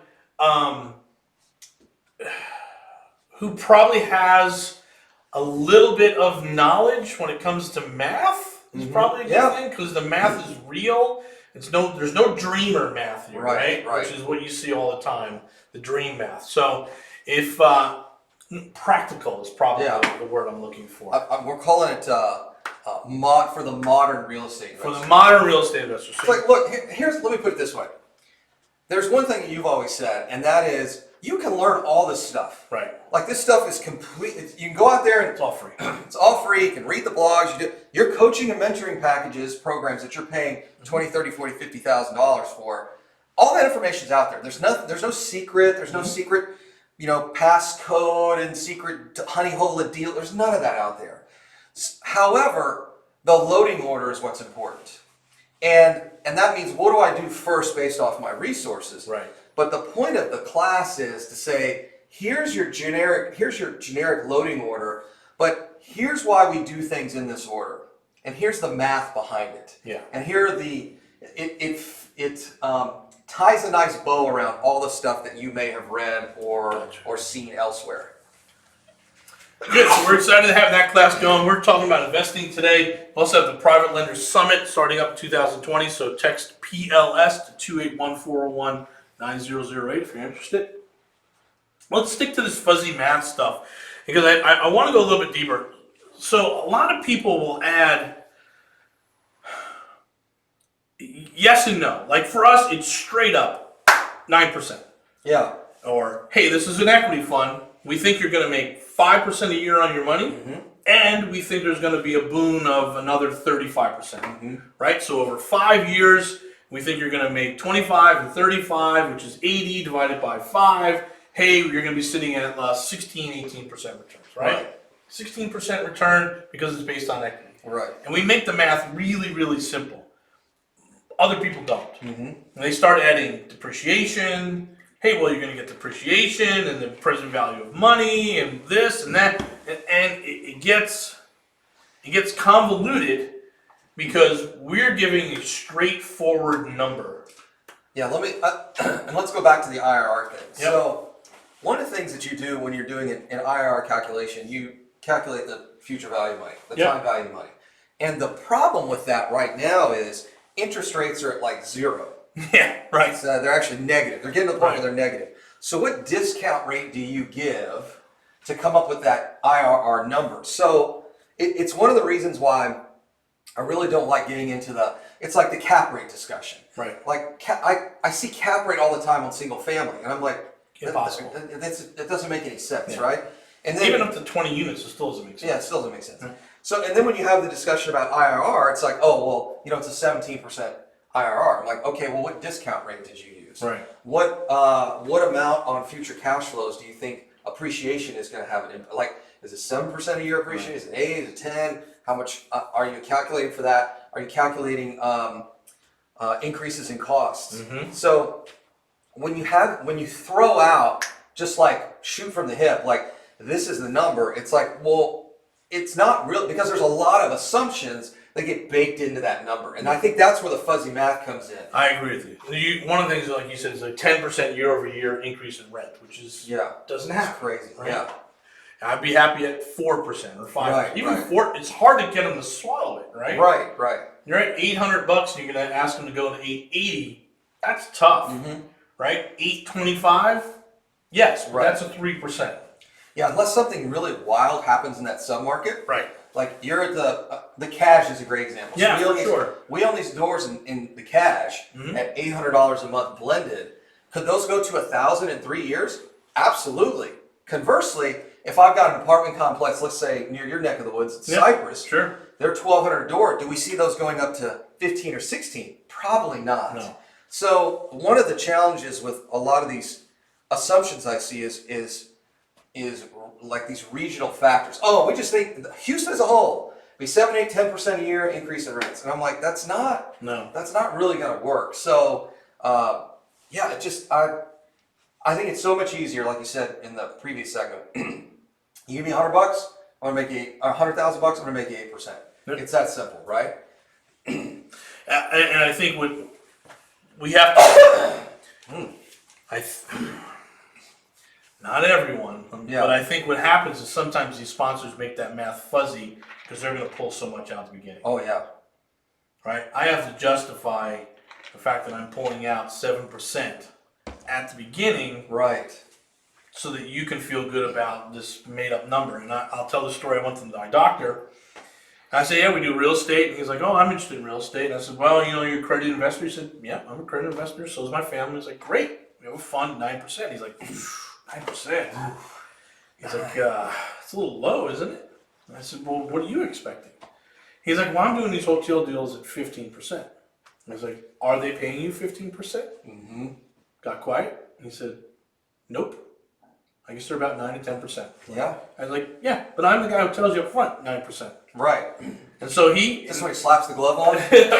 But yeah, I'm gonna show you 15. Anyway, but you know, he's like, hey, I'm interested. So send me the information and I'll take a look at it because it's real. Because the properties have already been bought, because they're already in transition. And so, again, if you need to justify $1 million profit at the beginning of a $15 million acquisition, then it better be at a 12 cap, right? Yeah. Oh, make this a 12 cap, right? Oh my God, 12 cap. Of course we'd pay for that, right? Yeah. And I don't think that's the case very often. Yeah. In fact, clearly we're bailing out. We get these bailout gigs all the time, right? Right. So hey, this is Robert and Jason here at Mr. Texas Real Estate Team. This is our radio show. We very much appreciate you guys listening. If there's anything you need from us, or if there's any topics you'd like us to cover, just text us at 281-401-9008, and we'll make sure to get back to you, and we'll bring it up. We're always looking for topics to discuss, so we're happy to help you guys out. And just back to this investing, investing and lending, two different things, right? In lending, you usually have some sort of secured position. In investing, you're not. Yeah. Right? We know, hey, when I grew up, there was a company called Zenith Television, right? Right. Where'd that money go? Yeah, where'd GE go? Where'd RCA go, right? Yeah. So you got to understand there's some risk. That's why we look for people that have sophisticated investors and then some accredited investors. Anyway, this is the Texas Real Estate Radio Network. We will be back. Good. Is that 6? Is that 6, everyone? 7? Check. 1, 2, 3, 4, 5, 6, 2, 7. Yep, 7. We're at 7 now? Yeah. Oh. Oh, this is gonna be the 8th one now. Yeah, we got 2 more to do. Oh shit, okay. Slave driver. Yeah, we gotta get. This is only one day because we're bringing in our first influencer. Oh, when's he coming in? Next Tuesday. Ah. So that'll be a very long day of recording. Yeah. No lunch and then just get it all done here because we're gonna do 4 with him. Okay. Bank those because Okay. we told him we would bank those, and then I want him to do 8. Ah, okay. So then he'll come every 2 weeks? Then? Yeah. Then the next time we come, maybe we'll try and get 12. I told him give me a whole day. Ah, okay. So we can record 12. Yeah. Right, and then you got your whole month done. Okay. I like it.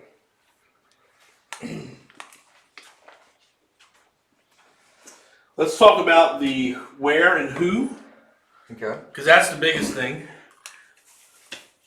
At the end of the day, it still comes down to relationships.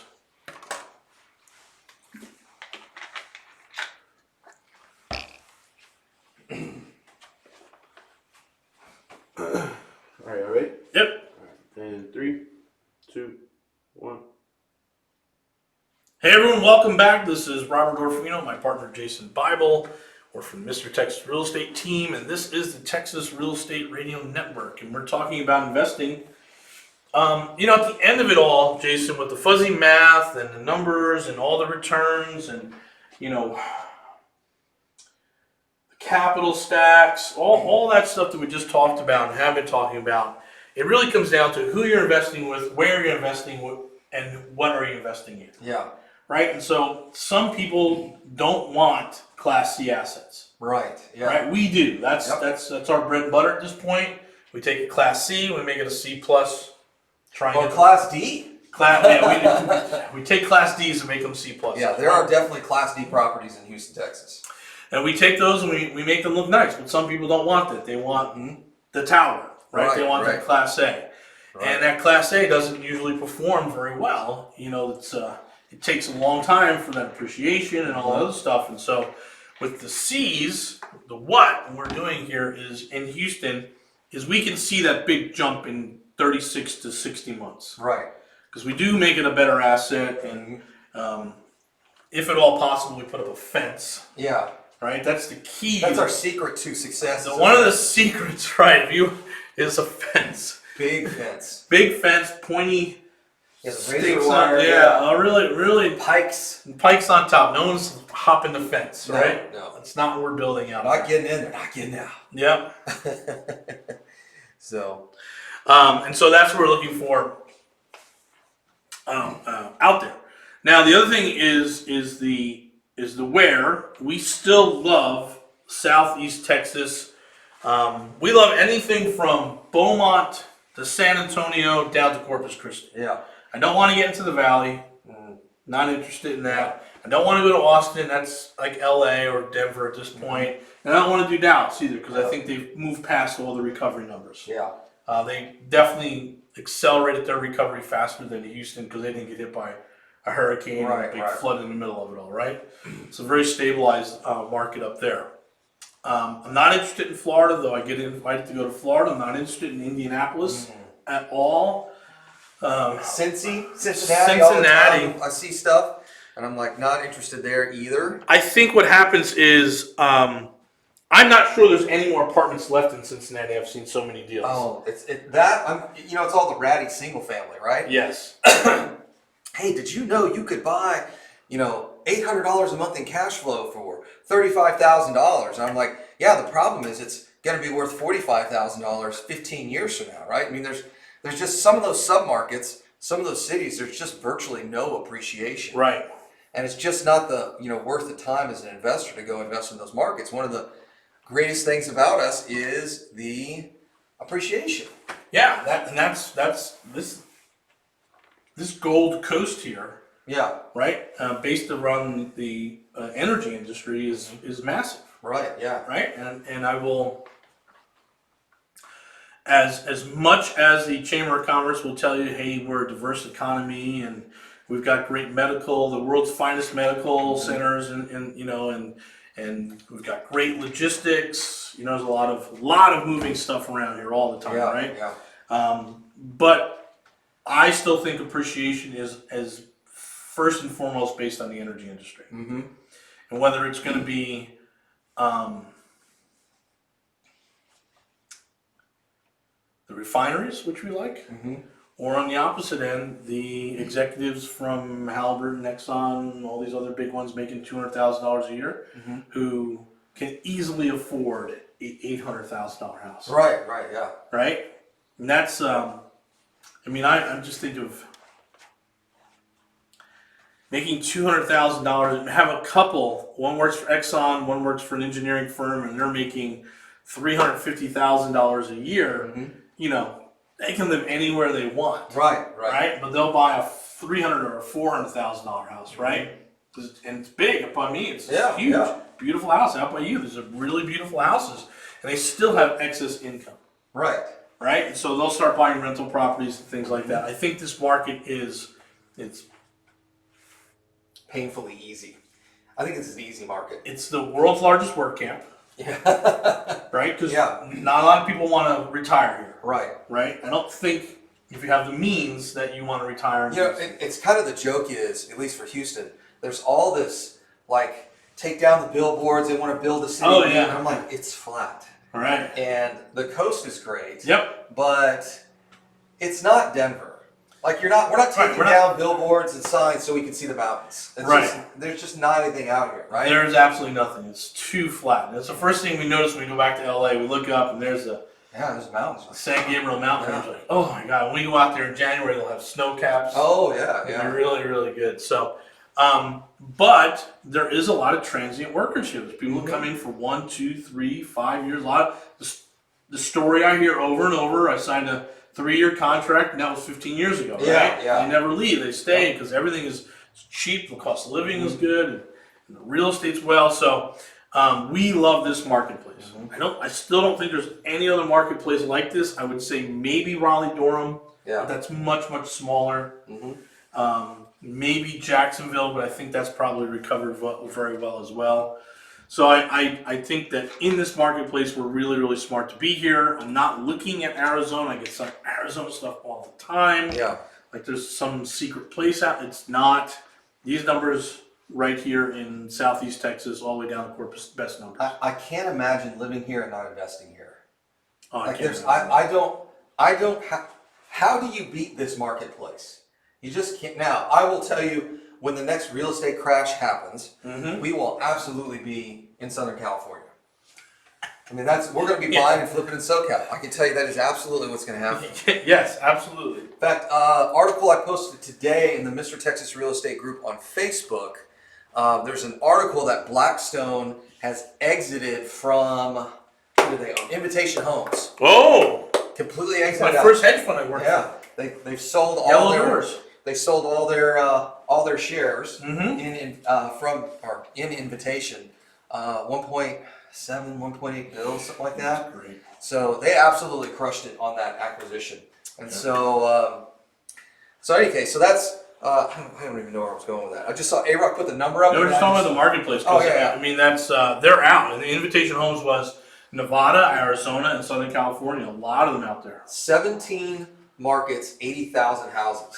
So it's about 5,000 houses a market. Wow. And that's what they're up to now. But then you think 80,000 houses is a lot. And I'm like, not really. No, it's 140 million. Yeah, I mean, there's 140 million. It's single family real estate is the largest asset class on the planet. And so, 80,000. And it's this article went into, the challenges they were having early on with rehabs and substandard rehabs, and they got all that stuff sorted out. They, at one point, I believe they actually opened up a call center in Phoenix to deal with all the phone calls coming in from tenants and that sort of thing. So, but in any case, this is the best. I think Texas is the best market. South Texas in particular is absolutely fantastic. I'll tell you a real quick Invitation Home story. That was one of the first hedge funds. I was working with a bunch of contractors in this clearinghouse. You know the story. But one of the rentals, like there was parts of LA nobody wanted to go to. Yeah. There's one contractor that would go there. Okay. Right? But he spray painted, like he would just spray everything one tone. And he spray painted over the rat turds.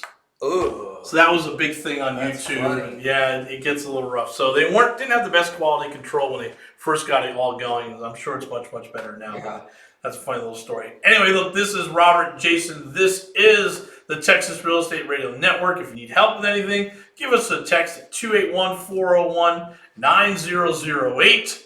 We will be back. Thank you very much. Yeah, they got busted for spray painting over the turds and over the roaches and That's stuff. funny. They had like white roaches running around. They sprayed the cabinets. Horrible. Man, I've never had those headphones on so long. It's just driving my ears nuts. Yeah, a little bit. Need some protective lotion. Yeah. What time is it? Not even noon. Look at that. We're great timing here.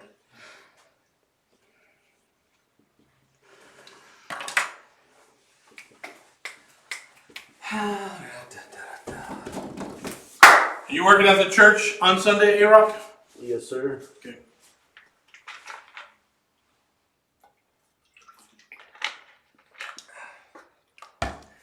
Just want me to bring my truck up, start filling it up? Probably about 3 loads. Damn. I'll get some shit in the Jeep.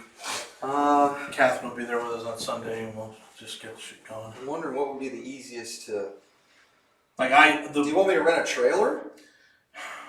I was gonna rent another pickup truck Okay. because I was gonna go around and just start scavenging other Okay. furniture. Gonna grab Michael for a couple days next week and flush it out. Any other inquiries on our Katie deal? The Airbnb, that was... Yes, we booked it for the Christmas. Oh, wow. $1,100, I think. Jeez. So $1,800 in first week. Man, that's great. Yeah, we can get 2 or 3. We got to run.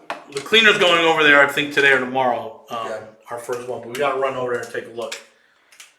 I have a desk chair that I bought that we will put into that unit. Oh, okay. It's a green chair. Mm. We actually have 2 more. Oh. We can skip. Yeah, we can do 2. We got good. We'll be done before noon. All right, going live in 3, 2, 1. All right, Jason. Let's. Hey, everyone. This is Robert and Jason here at Mr. Texas Real Estate. This is the Texas Real Estate Radio Network. Welcome back. So, let's talk about some of the known fears. Okay. Right? And the biggest, and we'll get to some others here in this segment, the biggest is UBIT. It's like this big hairy monster out there. Yeah. Right? And again, I don't think anyone can... I've seen a really good explanation of it, but only for a very specific example. Mm-hmm. And so my brain goes back, and we would love someone to come on the air and just explain it in great detail, right? Mm-hmm. But it must be only related... Because you keep saying, hey, if I take my passive income and I invest in stocks, that must be an exemption from UBIT.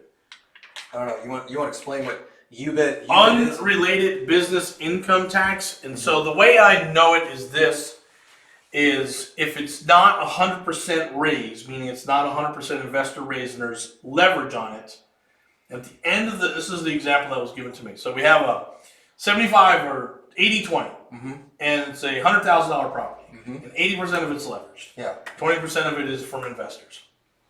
Well, at the end of 10 years, that $100,000 property is now worth $200,000. Yeah.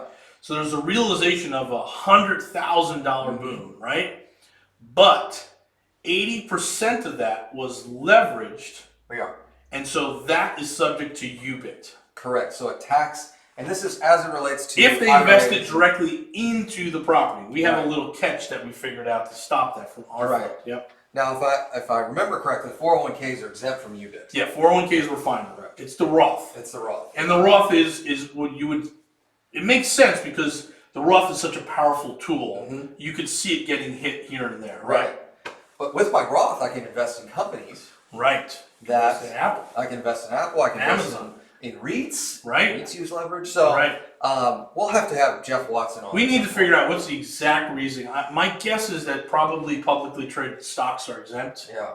I don't know. We'll have Jeff on. REITs are stocks, right? For the Yeah. most part, they are traded on the big ones are. Yeah. So we'll grab Jeff at some point. But everyone gets scared on that, right? Yeah. So what we figured out for our fund is it for sure absolutely does not trigger EBIT. Right. trigger EBIT, period. Yeah. Okay? Now, have we done something with the equity and all that stuff? It would, and then all of a sudden returns don't look as good if we don't make Right. there's not great appreciation, which can be scary Yeah. because people don't understand it, and then they look at, hey, there's an 18% return. Mm-hmm. Yes, it's an 18% return because, 70% of the 18% or 12% of that 18% comes from equity appreciation, and we're at 80% leverage, so then there is going to be UBIT if we're investing directly in. So that's scary for folks. And I think what that really comes down to is a phone call to your accountant who knows this, and that takes away the scare. Yeah. Right? And so we have a fantastic accountant. He can explain why our fund doesn't trigger UBIT. He can talk to you about our syndications. We want to make sure that this scary stuff is being taken care of. The other big thing is Well, we want to take the scary out of it. take right? the scary out. Let's just take the Pull scary it out. is the rehab. People freak out about the rehabs. Like, oh, I mean, I have a private lender. It calls me up at least once a month. Says, Robert, we want to lend to you. And I was like, well, you know, it's the same thing. He's like, we want 3-bedroom, 2-bath, 1 or 2 car garage in Katy. Yeah, and I'm like, well, who's got that? yeah. I'm like, I buy all over the place. So Right. I can give you that all day long in Corpus. Yeah, You that's know? right, yeah. And then I'm like, well, we don't do that. We do some. He's like, well, we would be interested in looking at some other areas. And I tell him the areas we're doing, and hey, we got this Edo stuff, and we're gonna do some flips down there. And they're like, well, how much is the flip versus? And it's like, well, we're buying for 100, we're putting 100 in, and we think we can sell for 300. Yeah, yeah. Is that a good deal for them? No, it's not. The rehab scares them. Right. And so we can walk through all our own rehabs, and we can show you the pictures that we do. We have very, very detailed scopes. Do we still get burnt by contractors? Yes. But we've never gone back to ask for any more money. That stuff, we figured it out, right? And so I think the other scary is the contracting. But you know, as you point out, between you and I, we have over 1,000 flips. We're okay. Yeah.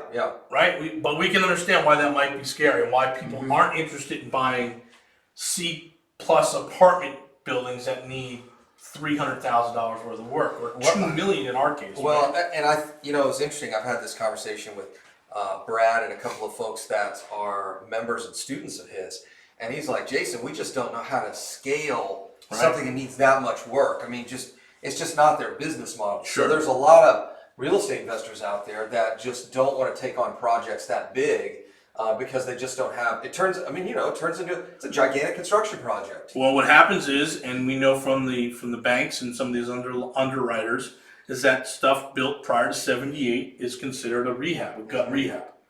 Right, because there's gonna be issues with wiring and plumbing and heating and ventilation, and air conditioning and roofs and foundations, and they'll do the deal. Right. But they don't believe some of the rehab numbers, right? It's like, hey, that's too light. Right. We know as soon as you get in there and open up a wall, we're going to have foundation issues, we're going to have structural issues. Right. And so, based on their experience, you know, termite is something that will frequently come up in Houston, right? Right. It's going to be termite damage. It's going to be foundation damage, just the shifting soils, right? I mean, it is what it is. So that scares people. And again, we try and take it away by saying, hey, this is our experience. Look at the things we've done. Come look at this. Come on a bus tour. We'll walk you through it. Take that away. Most of the time, it's all cookie cutter for us. If we've got to open up walls, and we open up walls and do what we have to do. But if we have a good framing and a good foundation crew, it's not so scary. What are some of the other scary stuff? Flooding? Flooding is always a big one. Folks are always worried about flooding. Like, just get insurance. It's not, but the problem is, so you get insurance, and the problem is that now you've got a huge rehab. Yeah. So, of course, you're going to obviously get a check for, the damage it's caused, but unless you get loss of rents coverage and some of those other coverages, or business interruption, BI coverage, you're going to be out income. And guess what? That loan is due every single month. So, that tends to be an issue on the flood side. I'm trying to think, what are the other really big scary things people are always worried about?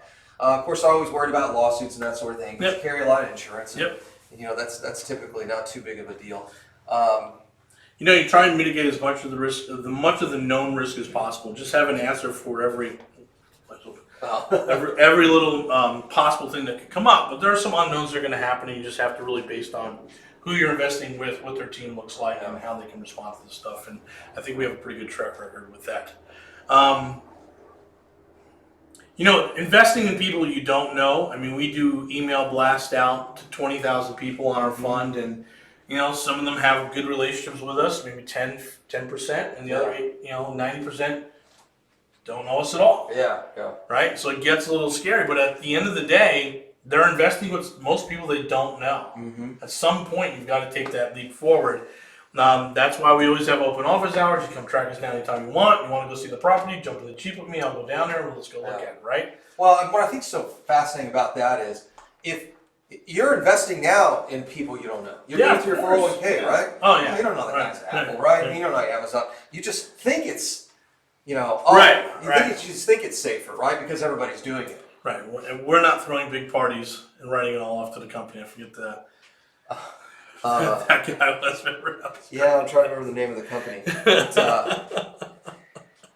like 1.7 mil. Yeah, it's It's crazy funny stuff. I'm So like, man, those are some pretty sweet parties. yeah, you know, again, we are looking for investors and lenders because we're going to be owners and operators, right? That's our model. We're not flipping out the hotel in 2 years. Like we want to run a hotel for 10 years. Right. Anyway, this is Robert and Jason's Texas Real Estate Radio Network. One more segment. Getting tortured over here. Rick will be happy. Yeah, there we go. Open that door. Yeah. Hey guys and girls, thanks for watching. Appreciate it. We're doing our radio show, so if you're watching on Facebook or YouTube or LinkedIn, that's what we got going on. We're here in our new studio. You can see the green screen behind us. We're not in a bar. No, that podcast is later today. We have Curtis's podcast. Yeah. Although we put a hurting on those boys yesterday, so we'll see who's down. So we're just recording. We got one more segment, and then we're gonna do a couple of the exits. Do we know if the exit is 5 minutes or 3? It's 3.5, right? I'm not sure, to be honest. And how about this? Find out first, Okay. And then we'll record. and we'll record them. I think they're 3.5. All right, let's do one more. And the one more is the exit. What is the exit strategy of the investment that you're doing?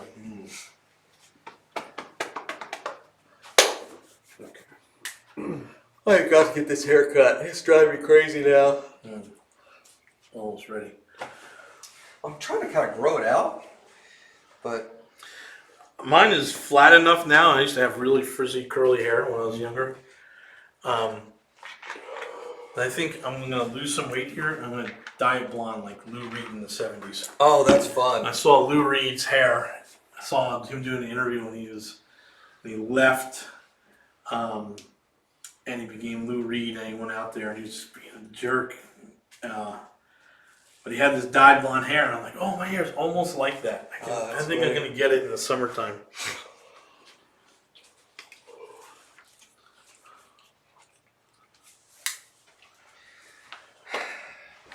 Last one. Let's get it. Yep. All right. 3, 2, 1.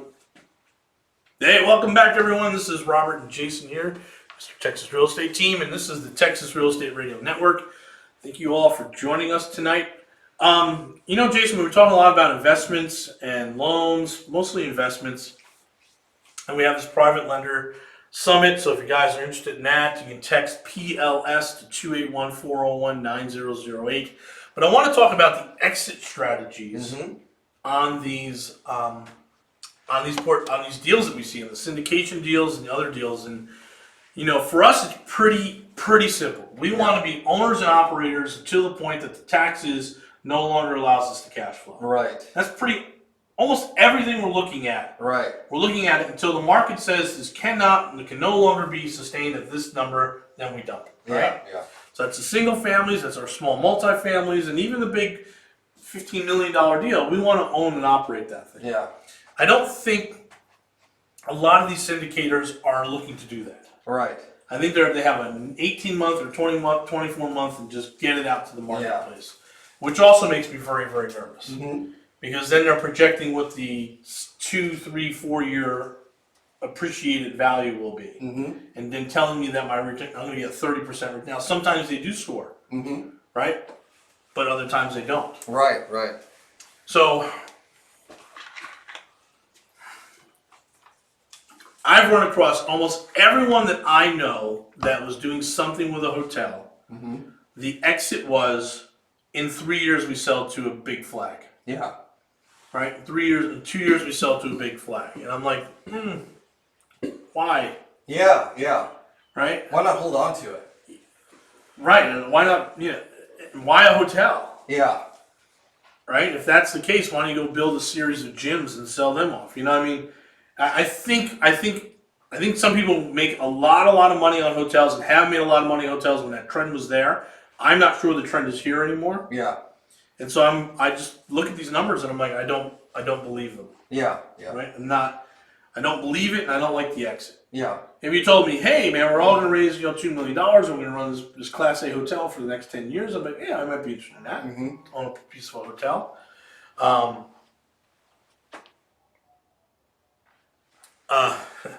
Sorry, stuff coming in.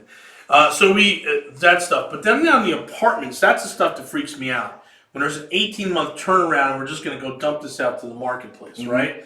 Now, I can understand. I can understand the value of that. Yeah. I can understand you going to Texas or Cincinnati and buying an 11 cap, Right. cleaning it all up, stabilize it, and then running back to California. Because here's the strategy we like to employ, and getting 1031 money at a 7 cap. Yep. Right? So there's a big little bump there. I'm just not certain that is a good strategy for every market. Last time I heard, Texas is still a very, very popular conversation in California, as well as the Northeast. I don't hear anyone talking about Ohio anymore. No. I think that's dead. Memphis, Indianapolis is still kind of big. Indy, But well, let's go back to the whole exit strategy. Yeah. I can understand you buy an asset, you refinance out, you get all the investors' money out of the deal, right? And so you don't really have any quote cash in the deal. Right. And for me, it's like, well, why wouldn't we continue to hold these assets, right? Because already your CapEx is already baked into the deal anyway. So it's not like single family where I want to sell a house before the roof gets too old and HVAC needs to be replaced and all that other stuff. So I think unless you want to liquidate in 1031, maybe go to something bigger, but there's only so much bigger to get, right? Yeah, absolutely. I know a handful of guys that bought, a couple of hundred doors up to about 1,000, 2,000. Actually, the apartment queen and I were chatting about this, and I said, it's fascinating to me that at some point these guys stop. Like they stop, they get to 1,000 doors, 1,500 doors. Yeah. And she said, well, they're cash flowing really well, and Right. they make a lot of money, and why go to the next thing? Sure. If they only make $26 a door, Right. but they have 1,000 of them, Right. that's a nice little chunk of change every month, right? So the only thing I can think with exception of liquidation, like you're going to retire, right? The only thing I can think why you churn this stuff is so that you can fee those deals, right? And we talked about that in an earlier Just section, fee right? it to death, You can take the same investors, they get their money back, you can fee them, that sort of thing. So I think that's We have a disposition fee as well. Right, like right. 1.5%. yeah. Yeah, that's that model. Yeah. Again, we're not in through that. We're old school. We want to be owners and operators for a decent amount of time. So we're looking forward to that. That's our exit. Otherwise, why don't you just invest in all my flips, right? Right. Why don't we just do flips? And I guess that's kind of what those people are doing. They're just a little bit longer, 18, 24 months. And I guess that's why those bridge loans are so important for 24 months. We sit down with these bankers and they're all excited to tell us they have a 24-month bridge. Yeah. Oh, okay, great. I guess now I get it. Yeah, because you're going to do that. Or the mezzanine funding, which we're finding in the commercial space is very, very important. All tells me that we're just out of this thing in months. Yeah. Right? Whether it's 20 or 30, whatever. We're out in months. It's not a long-term play. Right. For us, leverage at 70%, having some equity and having some investors' money in there and being able to run this thing out for the next 5 or 7 years makes a lot more sense for us. And the big thing is what you described as the CapEx. When we take these apartments and we take these properties that are distressed, we're able to do all the CapEx stuff up front. I was just going over it again this morning with someone. We don't do dishwashers. Nope. We don't do ceiling fans. Nope. We don't do garbage disposals. Nope. Right? We don't do tank water heaters. Yeah. We're getting rid of the tanks. So everything's going to tankless water heaters because at some point that tank just explodes. Yeah, and it explodes on the worst days. Good Friday or Sunday night at 10 o'clock. Yeah, that's. And of course, it's not the tank that's in the garage. Right. It's the one you got to put in the attic, right? So. Right, we make sure all our lighting is LEDs. Smart stuff. Yeah. So that we're not having so that it's going to be doors, clogged toilet, kid putting stuff down the toilet. It's going to be doors and toilets and some glass. Right. We're not going to be dealing with that. Where we do have dishwashers and we have renters, we always have problems with dishwashers. Yeah. Always. So being smart with that CapEx is really, really. it makes a lot of sense for us, right? Because we're going to carry it for 5 or 7 years, and we just know that we're not going to have a lot of these issues there. Yeah. Especially when you repipe the building, we're good. I mean, we're good for 10 years before there's a real problem. So, that's how we kind of look at these properties and why we're, again, if we're going to be owners and operators, let's make sure the building operates as efficiently as possible versus just putting some lipstick on a pig, which a lot of these syndicators also do. Right. You know, they take this piece of crap apartment building and they paint it gray with the white trim, right, and the black doors, and they'll make the pool look really nice, and then still a piece of junk, Yeah, right? still a big piece of junk. Still roaches everywhere and that type of stuff. But it looks pretty from the outside. Looks very pretty. It takes good photography. That's right. That's right. Good, Start raising money for the next Raise one. money for the next one. Yep. So, just be aware of the exit is. That's another question that you as an investor should be asking. What's the exit? Right? How long is my money going to be tied up for? What's the exit? And for us, you know, our answer is always going to be 3, 5, or 7 years because we're owners and operators, and we'll carry that property for as long as we can until the market tells us we have to dump it. Right, yeah. Yep. So that's what we do. Hey, again, guys, this is Robert and Jason. This is Mr. Texas Real Estate Team, Texas Real Estate Radio Network. If you guys are interested in any of the stuff we're talking about, if you have some questions with lending or investing or working with us, you know, we'd love to hook you up with some professionals. We've got a lot of good accountants. We have a very good accounting team. We've got a great legal team, great title, great insurance. We would love to be able to connect you if you need the help. That's 281-401-9008, 281-401-9008. There it is. That's it.